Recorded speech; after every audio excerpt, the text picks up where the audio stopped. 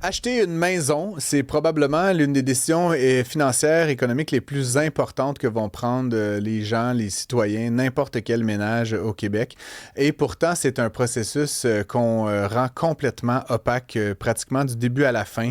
On ne sait pas combien vaut une maison, on ne sait pas combien les autres sont prêts à payer.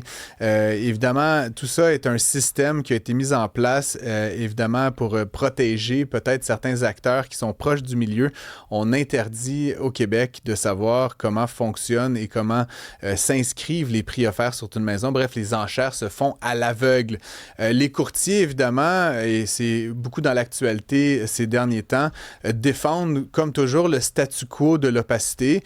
Toute l'industrie, vous le savez, est organisée autour d'une absence de transparence et tous les courtiers, ou en fait la plupart de ceux qui défendent cet immobilisme, ben, ils font savoir que c'est pas de leur faute, vous comprenez, c'est la loi. Mais bon, qui fait la loi? Ensuite, que des offres visibles ne mèneraient pas à des meilleurs prix. Mais bon, je vais ressortir ma petite casquette d'économiste une seconde. J'en doute fortement. Et finalement, on dit que le système d'enchères est en fait un enjeu de protection du public. Tenez-vous là pour dire, mesdames et messieurs, c'est pour votre bien que vous n'avez pas le droit de savoir. On vous maintient dans l'ignorance parce qu'il faut offrir, dit-on, des chances équitables aux acheteurs. C'est comme si à force de répéter n'importe quoi, ça devenait vrai. Je suis hautement sceptique de tout ça et on sait bien, l'immobilier, le courtage immobilier est un cartel au Québec qui est très habile à défendre le statu quo. Depuis 10 ans, le prix des propriétés a doublé au Québec alors que le taux de rétribution des courtiers est demeuré constant. On gagne donc essentiellement 2 fois plus d'argent pour le même travail. Est-ce qu'il faut mettre fin à cette pratique des offres à l'aveugle? Est-ce qu'il est temps de faire du ménage dans cette industrie? Samuel Bérubé, que vous allez peut-être reconnaître comme le courtier qui voulait offrir une contribution à 1,25 est avec nous. Samuel Bérubé, bonjour. Salut François, ça va bien? Très bien, merci d'être avec nous. Je t'ai interpellé parce que tu as fait une vidéo TikTok dans les derniers jours qui justement jetait la lumière là, sur ce système à l'aveugle, ce système d'opacité. Toi qui es courtier, qui pratique avec des acheteurs et des vendeurs ce métier, comment vois-tu ça exactement? Ben, honnêtement, moi, je trouve que ça fait absolument aucun sens qu'on ait des offres qui sont confidentielles. Ben, un peu pour les points que tu as mentionnés un peu plus tôt, essentiellement pour un manque de transparence et aussi pour un manque de conseil. Je comprends pas, moi, en tant que courtier, comment est-ce que je suis censé faire pour conseiller adéquatement mes clients sur le prix à offrir ou les conditions à mettre dans une offre quand que je ne connais pas les conditions et les prix des autres offres. Il me semble que c'est un petit peu difficile pour moi d'être capable de conseiller adéquatement quelqu'un à offrir peut-être 10, 15, 20, 50 000 de plus sur une propriété en ne sachant pas s'il bid 40 000 de plus que l'autre offre d'avant ou, encore une fois, s'il est nullement compétitif avec son offre. Ça rappelle l'histoire de cette courtière le condamnée qui, pour justement avoir un peu abusé de ces pratiques-là. Christine Giroir, qu'on avait connue là, comme une star, notamment de la télé dans le domaine du courtage, elle faisait souvent mention qu'elle avait reçu, et là je cite, une autre offre. Et parfois cette autre offre-là était une offre bidon, c'était une offre qui venait d'une personne qu'elle connaissait. Et comme tout ça est à l'aveugle, l'autre offre pouvait être 50 cents de plus que la première. Évidemment, rien de tout cela n'était divulgué et ça lui permettait d'aller chercher quelques dizaines de milliers de dollars de plus d'un véritable acheteur qualifié. Pourquoi est-ce qu'on cherche à ce point à protéger justement des courtiers qui dissimulent des informations? À qui sert le crime finalement, Samuel Bérubé? Ben, à part à certains, peut-être certaines personnes, tu sais, ça l'aide au vendeur. Ultimement, le vendeur, lui, d'avoir des offres confidentielles puis que le monde, il se batte à coups de 50, 100 000, ça l'aide le vendeur. Fait que, tu sais, il n'y a pas un vendeur qui va se plaindre du fait qu'il y ait des offres qui sont complètement confidentielles. Ceci étant dit, quand ce vendeur-là se retrouve dans le côté acheteur par après, il voit un peu que cette pratique-là est un peu mauvaise pour les acheteurs et donc pour lui en même temps. Ça l'aide peut-être, effectivement, parce que moi je trouve que c'est un peu bizarre que le système soit fait pour qu'on puisse en abuser. Moi, il n'y a rien de plus facile demain matin que d'afficher une propriété peut-être 20 000 en dessous du prix, de recevoir une dizaine d'offres, puis de prendre un client direct, puis de dire, écoute, pas censé le faire, mais je peux te divulguer l'offre de tous les autres Hmm. acheteurs sur qui ont fait un offre. Il n'y a rien qui m'empêche de dire, écoute, si tu veux avoir la maison, ben pèse plus fort sur le crayon, puis écoute, Mhm. moi en plus, ça va m'aider, je vais faire le double de la commission. Il n'y a rien de plus facile en ce moment que d'abuser du système, puis c'est pour ça que j'ai fait ma vidéo, puis que je comprends absolument pas comment on peut vivre dans un système d'offres confidentielles en ce moment. Mais je te repose la question, à qui ça profite un système comme ça? Qui ne veut pas que ça change? Là? Y a-tu comme un, j'appelle souvent ça le cartel, là? Y a-tu comme des espèces de rencontres dans des demi-sous-sols avec des toges noires, là, puis qu'on brûle un agneau? Là? Comment ça se fait, cette collusion-là, dans le système du courtage? Comment, toi qui en côtoie des collègues courtiers, comment ça fonctionne, cette espèce de constant système où rien ne change, des gens fraudent, des petites crosses à gauche, à droite, puis on continue de penser que ça fonctionne bien. Je comprends pas comment cette culture-là s'est instaurée, mais surtout pas comment elle est maintenue actuellement au Québec. Ben, je pense que c'est les vestiges d'un système qui a été bâti dans le passé. Tu sais, le système des offres confidentielles était peut-être bon à une certaine époque, puis tu sais, c'est pas tout noir, tout blanc, là. Il y a quand même des bonnes choses où bon, on sait pas c'est qui fait les offres, fait que ça protège la confidentialité de certains, etc. Il y a pas juste du méchant, mais à qui ça profite? Ben, bien évidemment, ça profite aux vendeurs puis aux gens qui vont toucher un peu la commission là-dessus. Mais moi, loin de moi et de vouloir taper sur la tête de mes collègues en passant, mais effectivement, il y en a pour qui, ben, c'est profitable.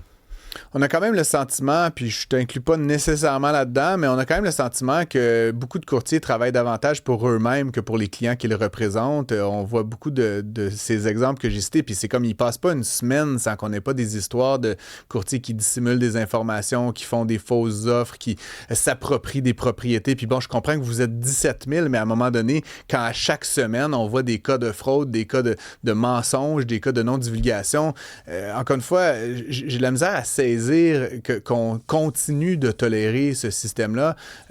Tu as suivi les cours, tu as fait certainement les examens, tu es courtier, Samuel. Ça vient d'où cette affaire-là, cette inaction actuellement? Ben, c'est parce que le système, il est fait pour, encore une fois, comme je te dis, d'en abuser. Regarde, prends par exemple là, le fait que c'est la phrase, si on veut donner moins que 2% à un courtier collaborateur, on va tout le temps nous sortir la même excuse. Ah, ben, si tu offres pas 2% ou plus, les courtiers vont boycotter ta maison puis ils apporteront pas leurs acheteurs. Ben, en disant ça, on est complice d'un système qui est en train de dire, ben, le courtier, il pense à ses intérêts financiers, à lui, avant de penser aux intérêts de son client acheteur. Parce que quand on a un contrat avec un acheteur, là, on sait qu'on est là pour représenter ses intérêts à lui. Fait qu'en Hmm. disant, ah ben moi, mon acheteur, je lui présenterai pas les maisons où ce qu'on me donne en bas de 2%, ben ultimement, le courtier, ce qu'il est en train de dire, c'est je pense à mes poches et je pense pas à mon client en tant que tel. Fait que le système, les offres confidentielles, le fait qu'on partage, si on partage en bas de 2%, on se fait boycotter, c'est toutes des choses qui mènent à, ben, malheureusement, crosser le système. Hmm.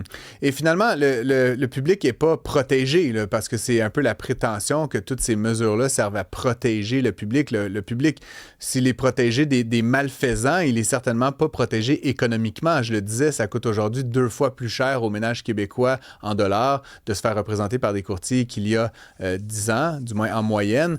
Donc, ultimement, les principaux gagnants de ce système d'extraction-là, c'est les courtiers. C'est certainement pas les clients qui sont protégés là, par le système qui a été instauré au Québec.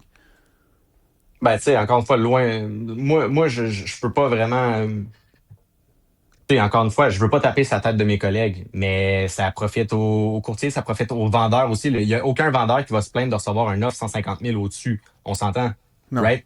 Mais effectivement, Mais ça de payer profite à 20 certaines 000 personnes. ou 30 000 ou 40 000 quelqu'un qui a travaillé quelques heures, c'est quand même, je sais pas, il y a des gens au Québec qui gagnent ça dans une année. Là. Je comprends que vous travaillez fort, les courtiers, mais quelques formulaires, quelques photos, quelques visites. J'ai quand même été moi-même impliqué dans le domaine du courtage puis de l'immobilier. C'est bien payant à l'heure. Là. Ben, absolument. Puis tu sais, c'est pour ça que moi, je le divulgue. Quand j'ai sorti ma formule à partir de 1,25 j'ai vraiment pas peur, puis je m'en cacherai pas. Je peux mener une vie, je peux avoir un salaire qui est plus élevé que probablement 95% des Québécois. Puis de me faire dire par d'autres, ah, écoute, si tu ne charges pas 2%, tu pourras pas y arriver. Et je suis comme, excuse-moi, mais tu gagnes 800 000 par année, puis tu es en train de me dire que moi, je pourrais pas gagner ma vie avec 300 000 par année. C'est complètement absurde. Fait que, tu sais, il y en a certains qui ont qui ont un mode de vie depuis peut-être 10, 15, 20, 30, 35 ans, où ce que, bon, mais ils font 600 000 puis 800 000 par année, puis quand il arrive quelqu'un qui propose quelque chose de différent ou qui veut peut-être changer le Hmm. statu quo, ben, ça leur va pas. Tu sais, on s'entend que money Hmm. talks, puis ultimement, on essaie de changer le système petit peu par petit peu, mais on est 17 000. Fait que je suis un parmi 17 000. Il y en a plusieurs qui ont peut-être qui partagent un peu ma méthode de pensée, mais avant que ça se propage, puis qu'il y en ait d'autres Ouais. qui adhèrent un peu à ce modèle-là, ben ça peut prendre du temps. Tu as été beaucoup dans les médias, puis je vais terminer avec ça, mais bon, avec cette volonté d'offrir un taux réduit pour les vendeurs, peut-être que tu as aussi une réflexion sur le taux qui peut être offert aux acheteurs. Bon, je comprends que la bannière avec laquelle tu travaillais t'a demandé de quitter. Comment travailles-tu maintenant? Comment tu t'es retombé sur tes pattes depuis les dernières semaines? Ouais, ben c'est sûr qu'avec la visibilité que j'ai eue, ça a un peu explosé. Là. Présentement, sur le marché, j'ai que 2 propriétés d'affichés. Mais ça, c'est parce que j'ai passé les 2 dernières semaines à ne faire que des rencontres avec des vendeurs. J'ai 11 propriétés sur le marché qui s'en viennent où ce que c'est tu sais, les contrats sont sur le point d'être signés, on a les photos qui sont prévues, puis ensuite Hmm. de ça, on a une vingtaine d'autres en arrière. Puis de peut-être pour les autres courtiers qui voient un peu ce que j'ai fait puis qui se demandent est-ce que ça fonctionne, ben de voir que je vais avoir un petit peu plus de succès dans les prochaines semaines, qui vont voir que c'est possible de faire ce modèle-là, ça va peut-être donner envie aux autres d'aller de l'avant. Fait Hmm. que moi, de mon côté, je suis retombé sur mes pieds. Je te le dis, je vais avoir probablement doublé, si c'est pas triplé, mon salaire annuel. Certes, je vais travailler plus, puis j'ai pas peur de travailler plus, on Hmm. s'entend là-dessus, mais je pense que c'est juste positif pour tout le monde. Il y en a d'autres qui vont voir que ça fonctionne, puis ils vont peut-être embrayer et utiliser le même système, puis advienne que pourra. Puis dans le pire des cas, si j'échoue, ben tant pis, Tu je seras, retournerai, je recommencerai à charger le même pourcentage Tu, qu'avant. tu Puis viendras nous raconter tout ça en espérant, ceci dit, que ça amène un standard peut-être plus près de 3, de 2,5, de 2% dans l'ensemble de l'industrie et non pas le 4 à 5% qui était la norme. Florence Lamoureux, qu'est-ce que ça raconte sur la messagerie? Pierre Duguay, j'ai vendu des maisons avec du proprio et on devait répondre à une offre avant de passer à la prochaine offre. Il était défendu d'accepter une nouvelle offre tant qu'une autre n'était pas traitée. Sinon, Robert de Montréal qui nous mentionne, si on avait encore des cours d'économie à l'école, on utiliserait Proprio Direct qui appartient à Desjardins au lieu des courtiers immobiliers. C'est du proprio qui appartient à Desjardins, je pense. Merci beaucoup, Samuel Bérubé. Toujours un plaisir de jaser avec toi. Je te souhaite une bonne fin de journée et une bonne fin d'été. Tu sembles avoir plusieurs dossiers sur les ronds. Merci.